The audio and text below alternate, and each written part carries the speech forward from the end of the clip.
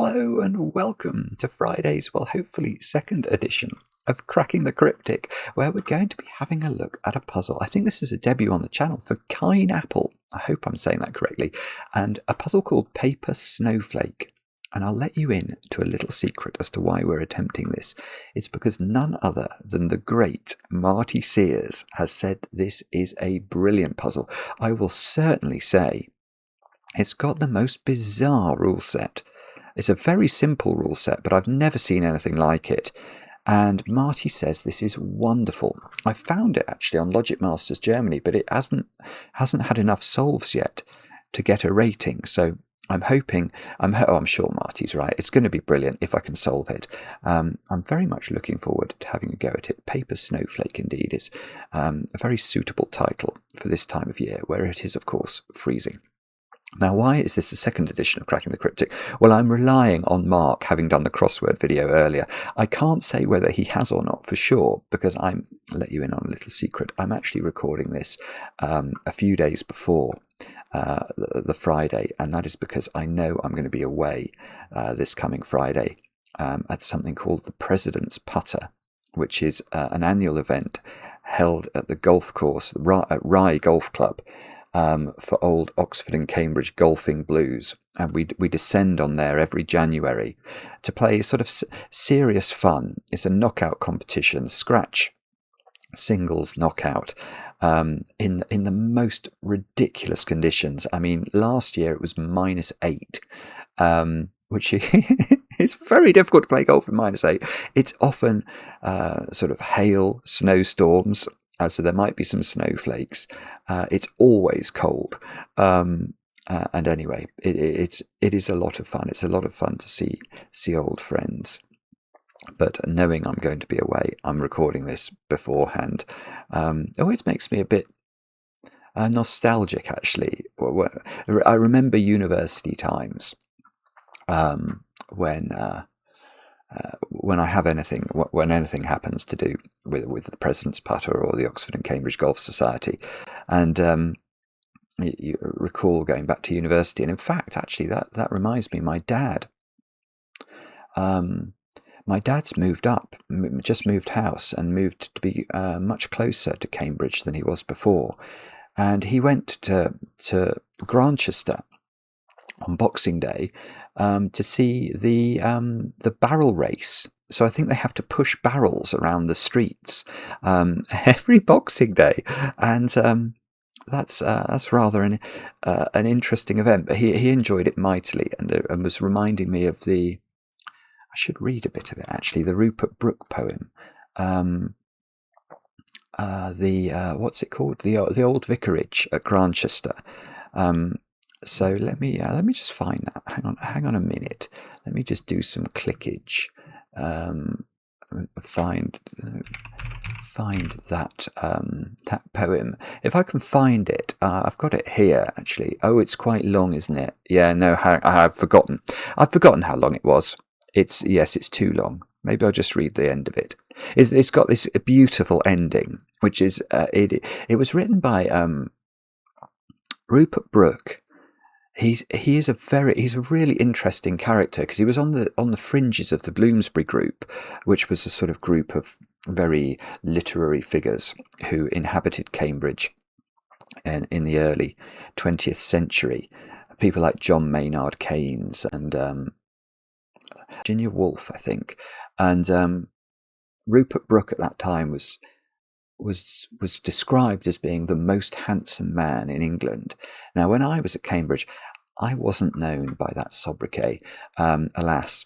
And but anyway, Rupert Brooke, he wrote the poem about Grantchester. I think he was away in Germany, and he wrote it when sort of reminiscing. I think he lived in Grantchester as well as having gone to the university as well. And anyway, it's got this very famous last couplet, which my father was remembering. So let me. I'm doing this cold, so I'm probably going to butcher this. But you know, if you've been watching the channel for any amount of time, you'll know I'm a big fan of poetry. So here we go. Ah, God, to see the branches stir across the moon at Grantchester, to smell the thrilling sweet and rotten, unforgettable, unforgotten river smell, and hear the breeze sobbing in the little trees. Say, do the elm clumps greatly stand, still guardians of that holy land? The chestnuts shade in reverent dream the yet unacademic stream. Is dawn a secret shy and cold, and a diamonds silver gold, and sunset still a golden sea from Haslingfield to Madingley? And after, ere the night is born, do hares come out about the corn? Oh, is the river sweet and cool, gentle and brown above the pool? And laughs the immortal river still under the mill, under the mill? Say, is there beauty yet to find, and certainty and quiet kind, deep meadows yet for to forget the lies and truths and pain? Oh, yet stands the church clock at 10 to 3, and is there honey still for tea? It's beautiful. It's a beautiful poem, and it's nice to be reminded of it. Anyway, that's got nothing to do with what I'm going to be attempting in the video. We're going to be having a look, as I say, at Paper Snowflake by Kainapple. Is there anything else I need to tell you? I don't think I've got any birthdays to do today, which is very strange. If I get a late request for a birthday today, I'll have to postpone it. So forgive me for that. And if it is your birthday, many happy returns. But why don't we have a look at it? Why don't we do some solving? Let's have a look at Paper Snowflake by Kainapple. The rules are as follows. We have got normal Sudoku rules apply. So we've got to put the digits 1 to 9 once each in every row, every column, and every 3 by 3 box. Digits along an arrow sum to the digit in the attached circle, so that's totally normal. So if this digit was a 3 and this digit was a 4, we'd say 3 plus 4 equals 7, and we'd write 7 into the circle. Now, this is where the rules get stranger. Shade some cells such that the digits 1, 2 and 3 are always shaded. The digits 7, 8 and 9 are never shaded. The shading is symmetrical, reflected in row 5. And the shading is symmetrical, reflected in the positive diagonal. So, how do we show this then? Let's maybe draw a line. Will it let me? Oh, no. Oh, it will sort of let me do it. Okay, so that's row 5, isn't it? Let's do the positive diagonal. Actually, maybe that's the wrong colour to choose. I can't see that arrow very well. Hang on, let's choose a different colour. If I do it in yellow, it's a bit better, probably. Let's do the positive diagonal as well. Can I go to the corner? Oh, I can go to the corner. That's great. Right, so there we go. So what does that mean? It means that if that cell was shaded, then we reflect the shading across row 5, so that cell would be shaded, and we reflect the shading along the positive diagonal, so that cell would be shaded, and that cell would have to be reflected in the positive diagonal, so that cell would be shaded. And there may be more shadings to do as well, but what a bizarre rule. What a bizarre rule. And okay, and the digits. So if that was shaded, then that could be a 1, 2 or a 3, but it couldn't be a 7, 8 or a 9, because 7, 8 and 9 are never shaded. So anyway, they are the rules of the puzzle. Do have a go. The way to play is to click the link under the video as usual. But now, I get to play. Let's get cracking. And I suspect we have to start here, do we? Where the minimum total for that arrow would be a 1, 2 pair in those 2 cells. Oh, don't tell me can I double 1 those 2 as well? Does that work? That's terrible if that works, because that means this can't even be as high as... Normally, when you get a 4-cell arrow, you can at least write a 6 or so into the circle. I'm not sure whether that... Oh, okay, there's going to be some funny shady reason why we can't do this, isn't there? How does that work then? So that digit is the same shading as that digit. So if that...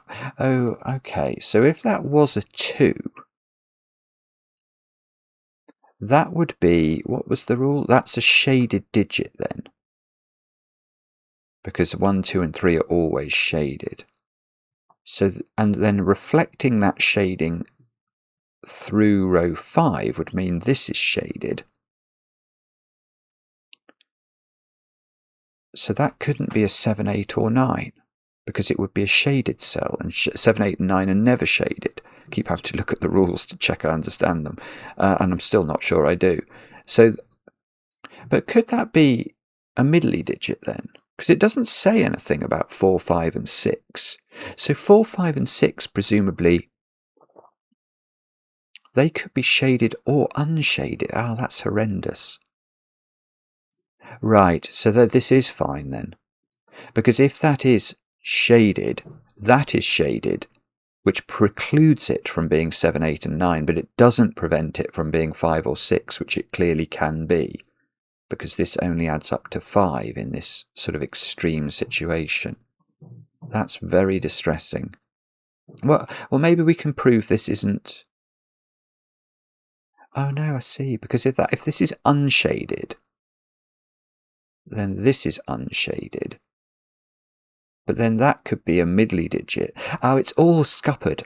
It's all difficult because of the fact that 4, 5, and 6 don't belong to a specific shading, which means any digit even if you know the shading of a particular cell in the puzzle. Yeah, okay, so how can we articulate this? If you know the shading of any cell in the puzzle, you will be able to eliminate exactly 3 digits from being in that cell. So if we knew this was unshaded... Oh, we're going to get a visit from Maverick. Gosh, it must be cold for Maverick up there today. Sorry if there's a little bit of aeroplane noise going past the window. Yeah, if this was unshaded, which would allow it in... then we would know it couldn't be a 1, 2, or 3. This would also be unshaded, but then that could be 4, 5, 6, 7, 8, or 9. So that knowing the polarity, if you like, knowing the shaded nature of any cell only allows you to eliminate either 1, 2, and 3 from the cell, or 7, 8, and 9 from the cell. So what on... is it? I know what it'll be. It'll be something like... It must be symmetry. Is it those two? They're the same as those two. In terms of whatever the shading of that is, in the positive diagonal it's going to be the same shading as this. And the same will be true for those two. In fact, those two... Oh, this is... Yeah, okay, hang on. Those two are the same as those two. That might matter more. Let's just try that for a moment. Whatever shading this cell is... Oh, that purple is rather beautiful against that blue background. It's the same as this shading, reflected in the positive diagonal. But also, if we then reflect it in row 5, it's the same as that one. And reflect this in row 5, it's the same as that one. So those 4 are all the same shading. And probably that shading needs to allow these 2 digits to be... Well, I was going to say 1s, 2s, and 3s, but that might not be true.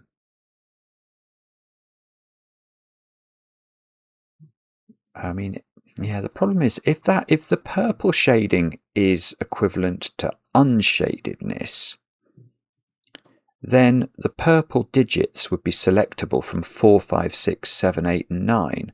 And that looks fine at first blush. If that was a 4,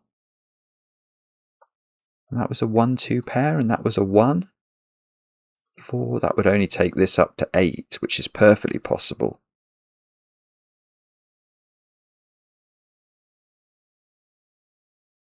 Although that might be tricky. If that was shaded,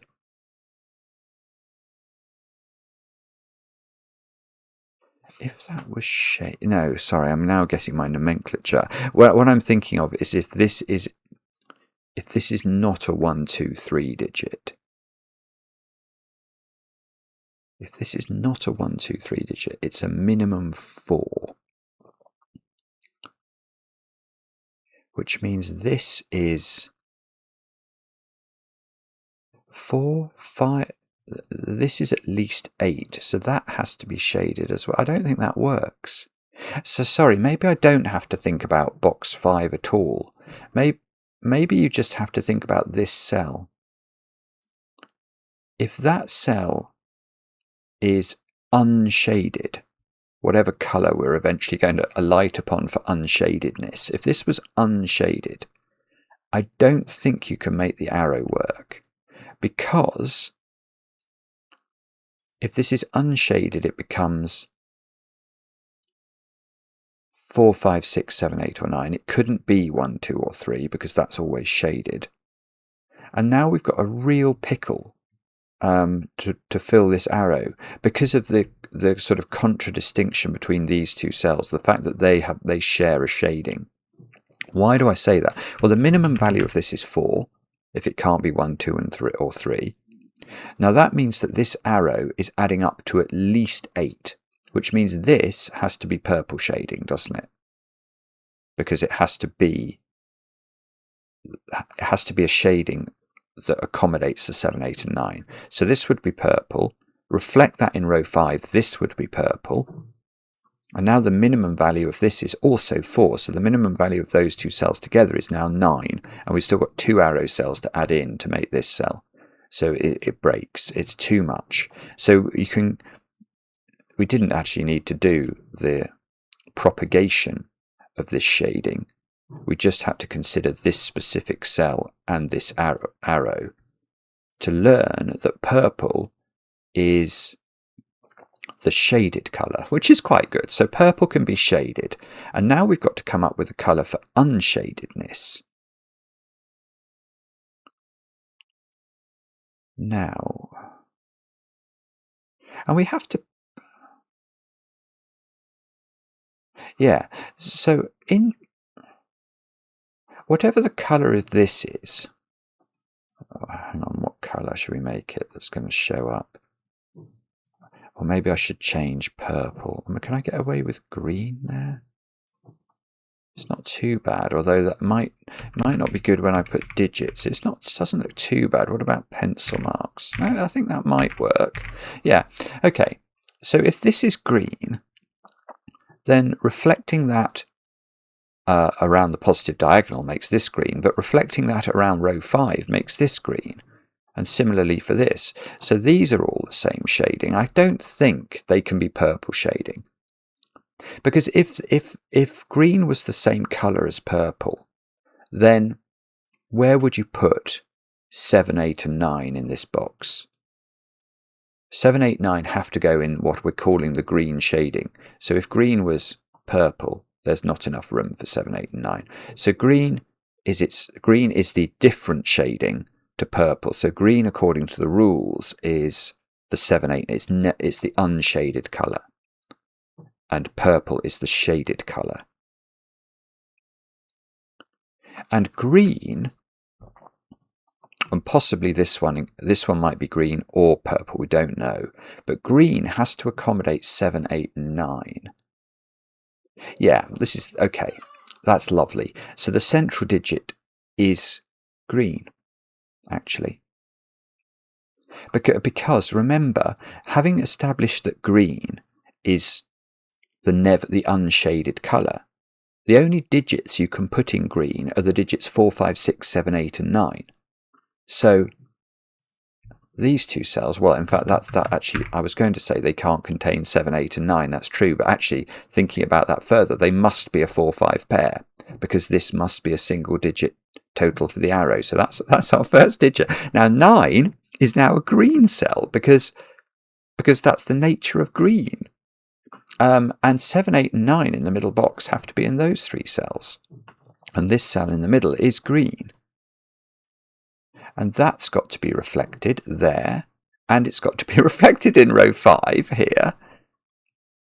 And that's got to be reflected in the diagonal. Hang on, is this right? So now, because now that's got to be... Hang on, both of these have to be reflected in row 5. This is weird. Now both of these have to be reflected in the diagonal, so that's got to be green. That's got to be green. You get this sort of, what's this, a noughts and crosses board? That is weird. There's something hidden. There's not hidden, there's something about this pattern that is very peculiar, actually. That can't be a 9 on this arrow. Because that would be, well, we know that cell's green, but that's got to be 8 or 9 now. Because we're adding this digit, which actually has to be tiny, to this digit to get this digit. So that digit is definitely purple shading, because it's got to be tiny. And therefore, we can reflect this in the positive diagonal, this in row 5. Oh, this is lovely, isn't it? So this shading, whenever you get a digit, you get lots of other... whenever you get a shading, you get lots of other shading. Let's actually check what we've got in box 5. We've got 1, 2, 3, and 6 to place. Can that really be 6? No, that can't be 6. Because this isn't even a 1, 2 pair now because of this cell. But if this was 6, this is at least a 1 and a 3, and we're already at 10 before we get to this cell, and that can't be a 10. So that's definitely not a 6. What about that one? Can that be a 6? What's green? Oh, no. Green is huge. A green digit is at least a 4. I mean, I suppose this could be 7 if that was double 1. So, but that's 4, 5, 6, or 7. Green is always 4, 5, 6, 7, 8, or 9. 9 is in the middle of the puzzle. Sudoku. So 9 is in one of these 3 cells in row 6. And okay, and what's this then now? Because this digit here in row 8, column 5 is either...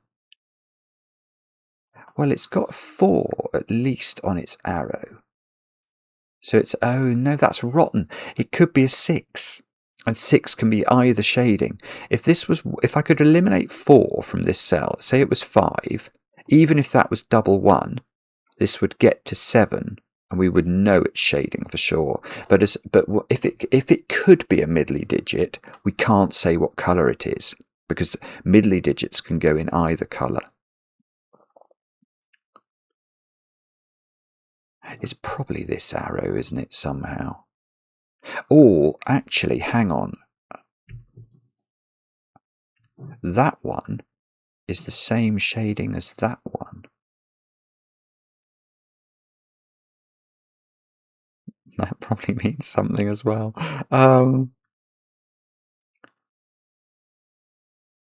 Can we say what colour this one is now? Okay, we've got a 1 or a 2 in this cell, so the minimum value of those is a 1 and a 3. That would be 4. 5, 6. Oh, you can't quite do it, can we? Golly, I don't know where to look then. Oh, that cell is where we look, isn't it? That cell I can do. If this cell was green, the minimum value of those would be 4 plus 5. And once we add this digit in, this would be a double-digit number. This is lovely. It's really clever. And now we get that one, which we can reflect in row 5 and across the grid, and then row 5 again. So we've now built like an extended Fistemafell ring. It is a bit snowflake-esque, isn't it? This must be why you've got the title, because when you get a digit, you can like propagate it all over the place. So this digit, that can't be 6, this cell here, because we're adding at least 4 to it. So 6 is on the positive diagonal in box 5. But this digit could be very small.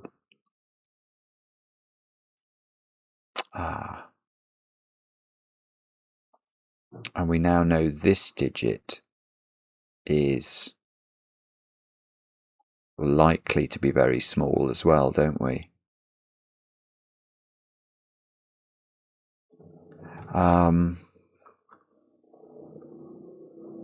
Bobbins. How do we do this then?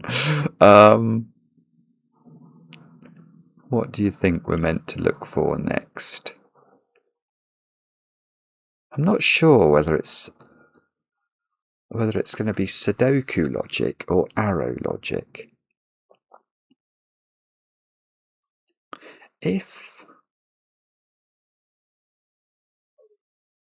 Right, okay.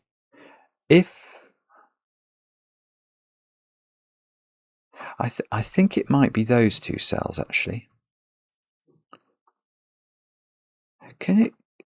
If that was actually high, yeah, that's lovely. Okay, I was getting obsessed with these two cells. They're not the important things actually. What I should have done is think about this cell. So, okay, how did I arrive at the conclusion this cell was important? Well, I was actually thinking about this one. And then I was wondering about it reflecting in the positive diagonal. And whatever shading this has goes here. And I was thinking about what would happen if this was green shading, the high shading. Now, if this is green, it's at least a 4. But now, this total, if that's 4, doesn't this have to be green shading as well? 4, 5, 6, 7. It does. So if this was green shading, this is definitely green shading, but that has the effect, reflect it in the row 5. That has green shading, and now we're broken, because the minimum value of these two arrow cells is now 4 plus 5, and we've still got 2 purples to add in. So that cannot work. So this cell has to be not green. It's got to be purple, which by reflection here makes this purple, which makes that purple. So a snowflake is looking a bit like a snowflake, and now that becomes purple. And now this digit is not the colour I thought it was going to be, because purple is it's the lower of the two colours. It's not allowed to be 7, 8, or 9. But it's okay. It's a 6 then, isn't it? Because the minimum value of the arrow is 4 plus 1 plus 1. And this can't be more than 6 because it's not allowed to be a high digit. So that's absolutely lovely. Look at this. That is absolutely lovely. Now that's gone up on this arrow. 2, 3. Yeah, that's great. This being 2. Let's minimize every cell on this arrow. 2 plus 1, that's 3. What's the minimum value of those two cells? They could be a 1, 3 pair. They can't be a 1, 2 pair because of this cell. So we've got 4, 5, 6, 7 is the minimum. And that means that this cell has to be green because it has to be in the colour that allows it to be a 7, 8, or 9. But making this green means this cell is green by reflection, and now these two being green, we can propagate the reflections, can't we? So they're going to go there by reflecting them in the positive diagonal. Now these two go there from reflecting them in row 5, and these two go there from reflecting them in the positive diagonal. This is absolutely beautiful. And it is, I was going to say it's not like a snowflake. I was going to say it's like a snowball that's growing. you know, we started off in box 5, and now look at it. I've got, it's not, it doesn't look like a snowball because of the colours I've chosen, but it's sort of grown. But also, this digit is now at least a 4 because it's in the green colour. So we're on at least 6, 7, 8. Right, so this is 8 or 9. And there's not many, there's very little freedom on this arrow now. From the very minimums, which are those, let me just double check that, 4, 5, 6, 7, 8. Yeah, so that's the minimums would be 2, 1, 4, 1. And obviously we can't make this bigger than 9, so each one of these digits could be 1 higher than its minimum. This one's already pencil marked, but not more than that. And now I've got a 1, 2 pair in column 3. And I've got an 8, 9 pair here. This is so.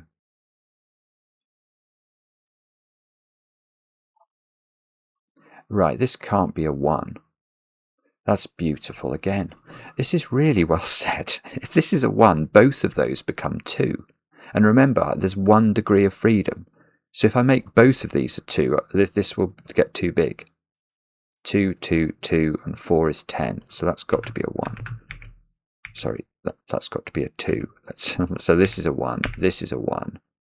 Unfortunately, now I'm not going to know, am I? What? Because that doesn't put any pressure on this digit. Although this digit's now got pressure. Yeah, this has got to be 7 because we're adding 2 to something to get a single digit number. So this is actually an 8 here now. That's an 8 by Sudoku. To get to 8, we have to pick the minimums. So that's rather lovely.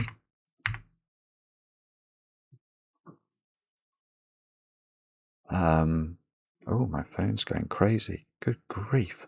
WhatsApp. My friend Richard seems to have just sent me about 6 million videos of golf courses.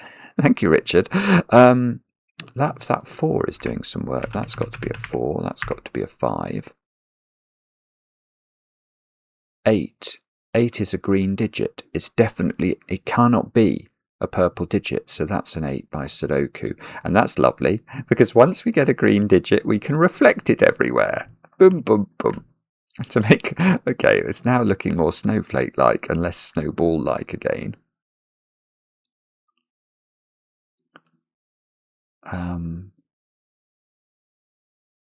What do you think we do now? 2. Can 2? No. Okay, so 2. Where's 2 in this box? 2 is definitely a purple digit, or a pinkle digit if you prefer. That's got to go here. And now that digit gets reflected in row 5, gets reflected in the diagonals, so it's going to go there and there. They get reflected in box 5, they go down here. They get reflected in the positive diagonal, they go over there. Now I've got something that's not snowflake-like at all. 1's got to be here by Sudoku. It's got to be in a pinkle digit. 1 is in one of those 2 cells.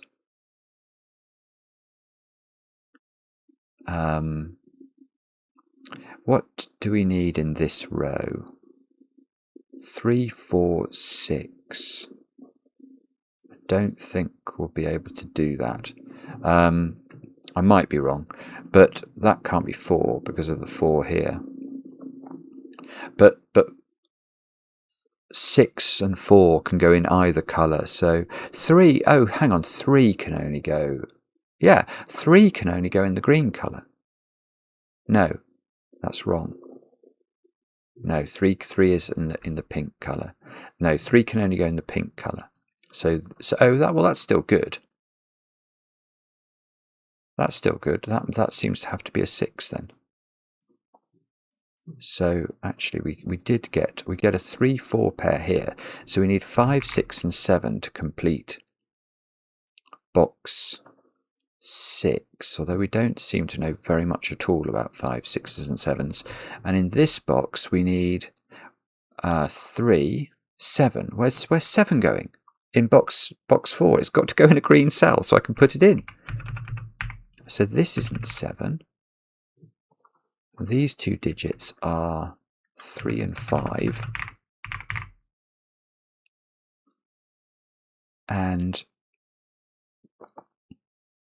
it's probably going to be this arrow we have to look at. But let's just take stock. What can we do with our knowledge now? And sorry, if you've all seen it, then forgive me. So hang on, I've got to get this into my head.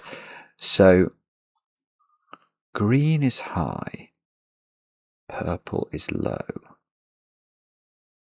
So where is the stress? I keep wanting to fill this diagonal with the digits 1 to 9 once each. That is not the rule. That is not what Kainapple has put into the puzzle at all. 1 is in one of those two cells. So one of those has to be purple. It's weird. If that one's purple, you get loads of digits because you get loads of reflections. Yeah, all of those would become purple if this is a 1. But if that's a 1, because it's on the diagonal, you only get one set of reflections. So you get those, you only get four digits instead of 8.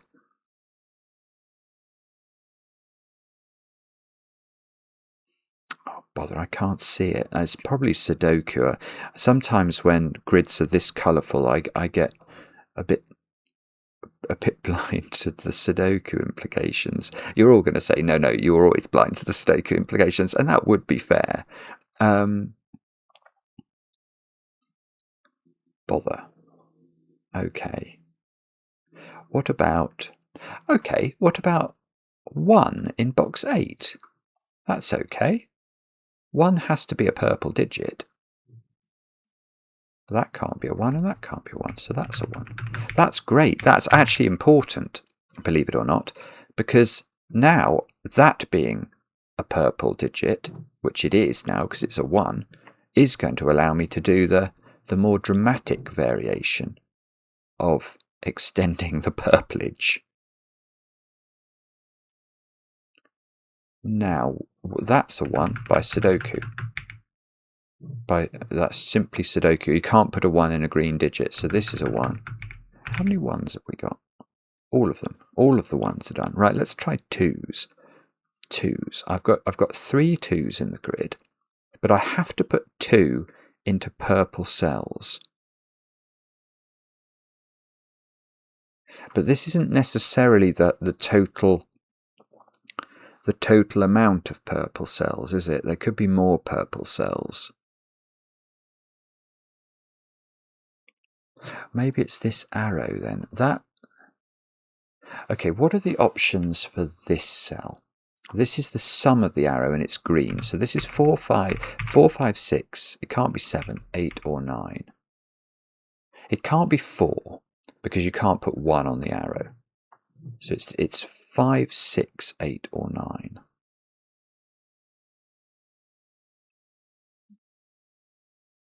It can't be 5 actually. Because if it was 5, this arrow would be a 2-3 pair, because it couldn't be a 1-4 pair. And then where would you put 2 and 3 in box 2? 2 and 3 are both in the purple cells only, and that would be the only cell they could go in if this was a 2-3 pair. Let me just show you. If that was 2-3, where would you put 2-3 here? Wouldn't work, so that isn't 5. So it's getting bigger. If it was 6, this couldn't be 1-5. It would have to be 2-4. And that would be that. This would be the 2, and that would be allowed.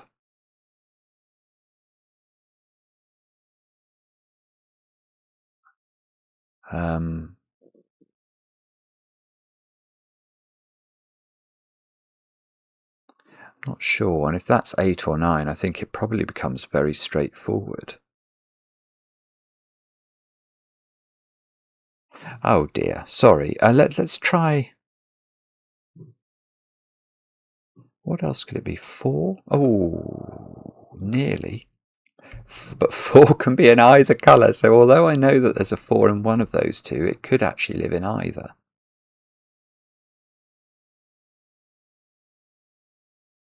It could be.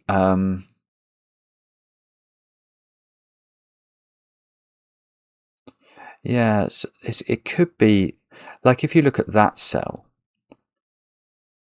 whatever colour that is, that's going to go everywhere as well because it's one of these offset ones. If you reflect in the positive diagonal and row 5 digits that are sort of slightly off center from the, I don't know how to explain it, but I can sort of, that one, for example, is much more powerful than this one.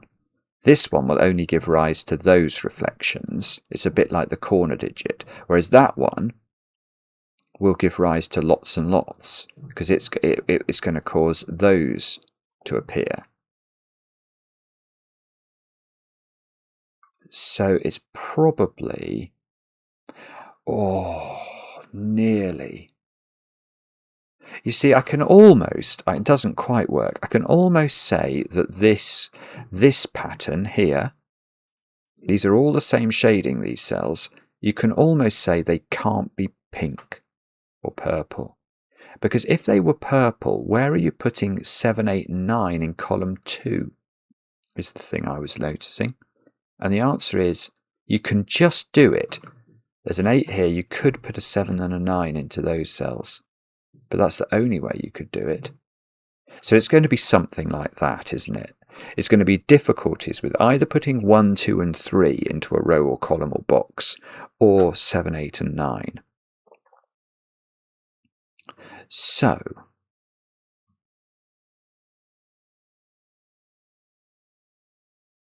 where is the, where, oh, wait. This box, let's forget all that, we can do this box. Those have to be a 2, 3 pair. Remember, in pink are the only colours that can contain 1, 2, and 3.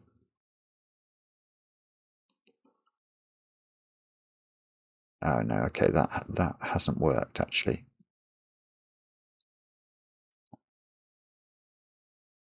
Okay, let's look at that one then. So whatever colour that is that, I want to say it's these. I feel like it's those. Let me just think about that. If that one's got to be reflected, then it's, yes, it is those. And then these have got to take the diagonals, yeah. So this one, and this one are all the same colour.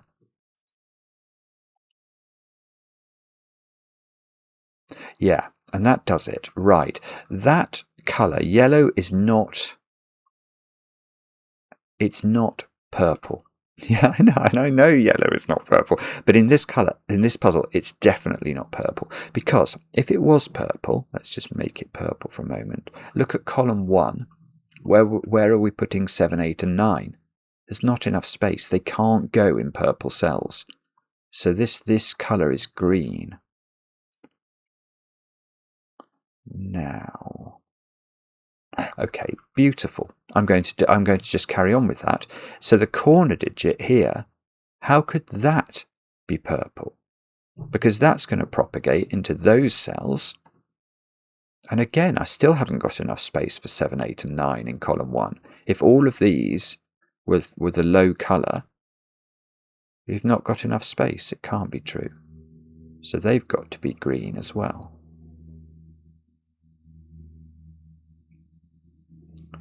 Now, okay, I'm going to just mark up these. They are all the same. I'm trying to spot something similar.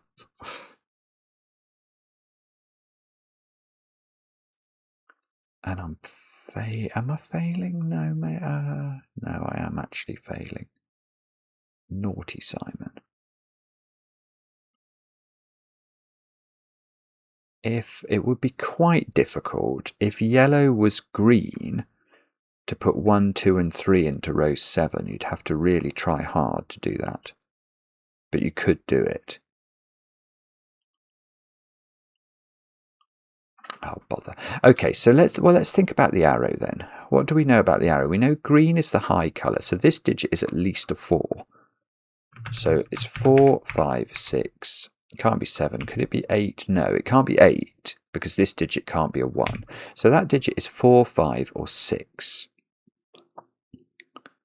And this digit is 2, 3, or 5.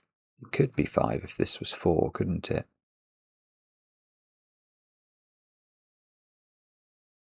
Oh dear.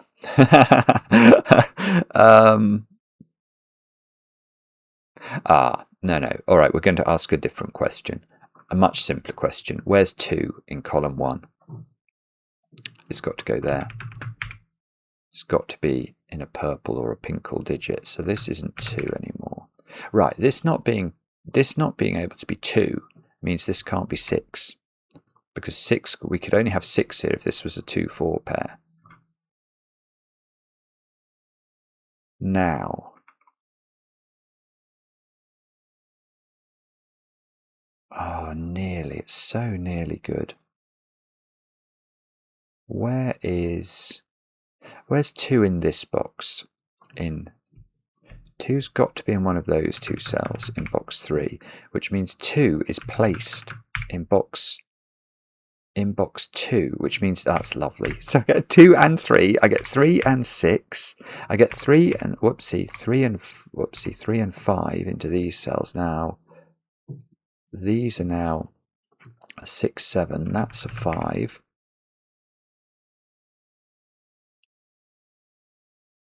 Now, what do we do with that knowledge? Can we go further? I bet we can.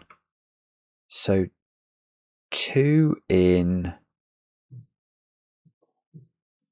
I'm not sure, actually. I don't know. 2 in... What about 2... Oh, yeah, maybe 2 in box 7? It's in one of 2 places.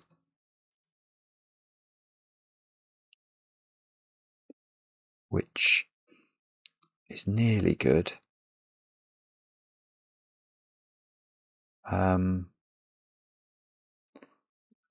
sorry. I know I'm being slow about this. I'm trying to do it.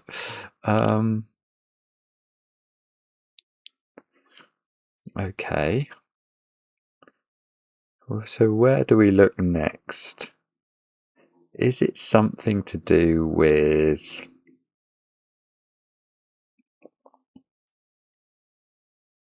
Okay, maybe we'll try this column, shall we? What do we know? Yeah, yeah, this column's been available forever. Sorry, where's 3 in it? 3's got to be in a purple cell, so that's 3. These 2 digits at the top and bottom of the column are 5 and 7. And this is 3. This must be the key, surely. So where does 3 go in row 1? Where does it go in row 1? It's got to go there. That's lovely. So this can't be 4 anymore, because we wouldn't get up to 8 or 9. Ooh, near. Oh, it's so near. Where's 3 in box 7? One of 2 places. And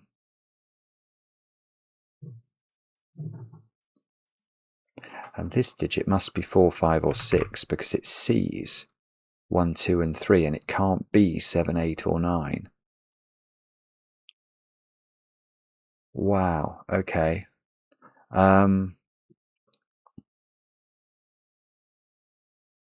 So what do we do with that?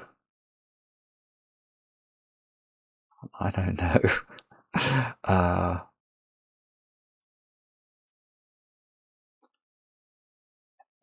Oh, nearly. I was wondering if yellow was purple, where you would put 8 in this column, but there's 1 space, it would have to go there. I'm not thinking about this clearly enough. Let me just mull this over. Come on, Simon. It's like column 1 and column 9. They've become difficult to put the low digits into, but the 3 is in one of those 2. But I don't think I know which one. And then for the high digits, What's the difficulty? It's quite difficult. I mean, if yellow was pink or purple again, you'd have to do 7, 8, and 9 in those cells very specifically in row 7. That would be the only place you could put them.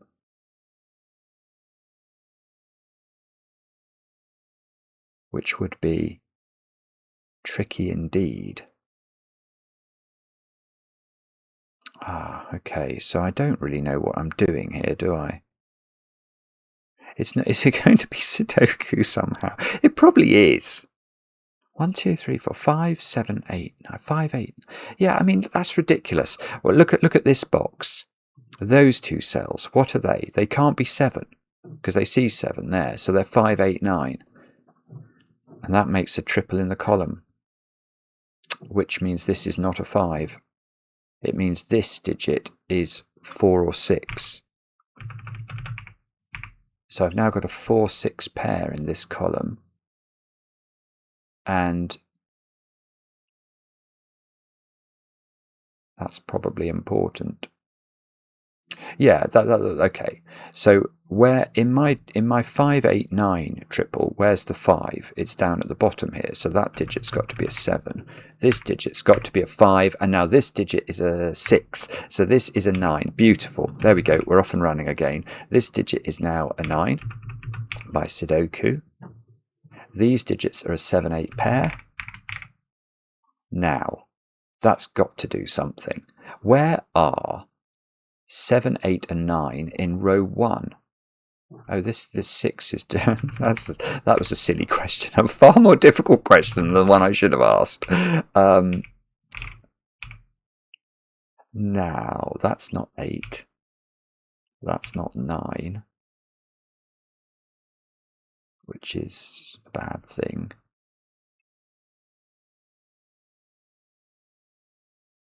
Wow. Okay. Okay, I've seen a mad reason why yellow is now not purple. I mean, I might as well. It's logical, but it is slightly mad. Okay, if yellow was purple, what I want to think, I think I get too many 7s, 8s, and 9s in column 9. This is a really weird deduction. So what I was doing was, I was looking at yellow. I'm just going to actually, let's just make it purple to show this a bit more clearly. If it's purple, where are we putting 7, 8, and 9 in row 3? And you can see there's only these 3 spaces where we could do it. So this digit would be a 7, 8, or 9.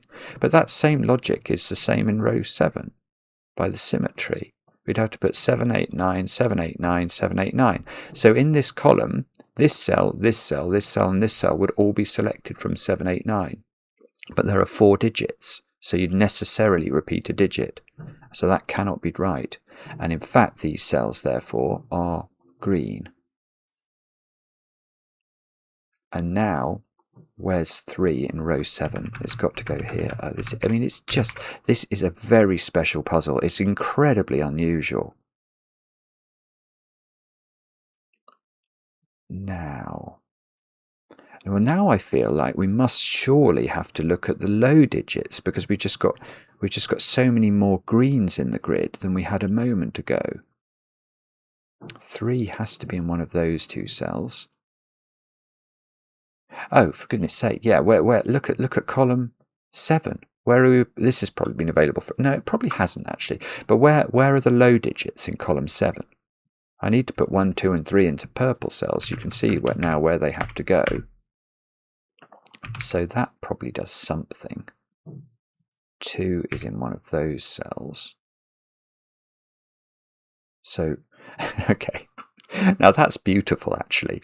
Because now I've got an X-wing of 2s down here, which means 2 is either in this cell or this cell. Now, whichever one it's in, it doesn't matter from a shading perspective, because now we know one of those cells must be purple, and that's going to fill in all our shading. Because one of these must be purple, because one of these must be a 2, by the symmetry rule, they all become purple. And I was expecting that to do something. Which I am Oh, bother. I don't know. Maybe it doesn't. That's extraordinary. Okay, sorry. That's weird. I don't think it's doing anything. Okay, we'll change tack then. Where are 7 and 9 in column 2? They've only got 2 spaces to occupy. So I should do that again, shouldn't I? Where are 7, 8 and 9 this time in this column? That's beautiful. This is a fascinating puzzle. That's 8, 9. That's 8, 9. Now I've got a 7, 8, 9 triple in row 3, which means the other digits I need to place are 4 and 5, which means this is a 4, which means that's a 5. And hopefully that will do something. In this column I haven't put 7, 8 and 9 in, so I must do that. And now I've got a 7, 8, 9 triple in row 7, which makes this a 5 and this an 8. And this digit is therefore a 6 by Sudoku. And now in this column I haven't put the 7 and the 9 in, so that's a 7 or a 9. It's fascinating. 7 in this row can be placed. It's got to go there. That makes that an 8. I haven't put, 4 and 5 into this, so that must be 4 because of this 5. That must be 5. 5 is in one of those two, but I don't know if I know which one. There probably is a way to know, but I don't think I know it. That's a 7, 9 pair, so that's got to be an 8 because I've got to put 8 in green in box 1. That makes this 8 and this 7.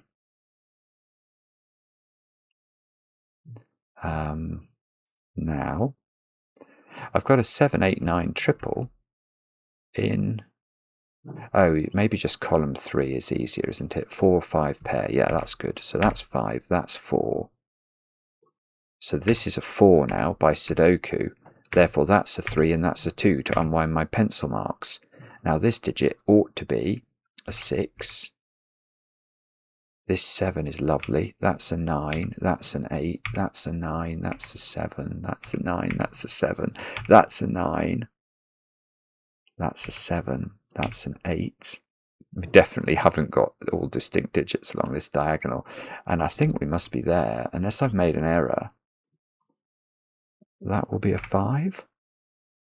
That is a wonderful puzzle, isn't it? It doesn't look much like a snowflake anymore. Let's see if it's correct. Yay! Oh, goodness, hang on. Nice snowflake you've made. If you're interested in how additional, rotational and reflective symmetries fall out of just 2 lines of symmetry, check out the mathematics of group theory. The 2 given reflections generate the dihedral group of symmetries of a square. Do they? Wow, I don't understand that. I'm not mathematical enough to understand that, but that is Marty, thank you so much for the recommendation. And Kainapple, that was brilliant. That was quite unlike anything I've solved before, which, given how long we've been creating or making these videos and solving puzzles on the channel, is quite an accolade. And I thought that was gorgeous. Let me know in the comments how you got on with it. I enjoy the comments, especially when they're kind, and we'll be back later with another edition of Cracking the Cryptic.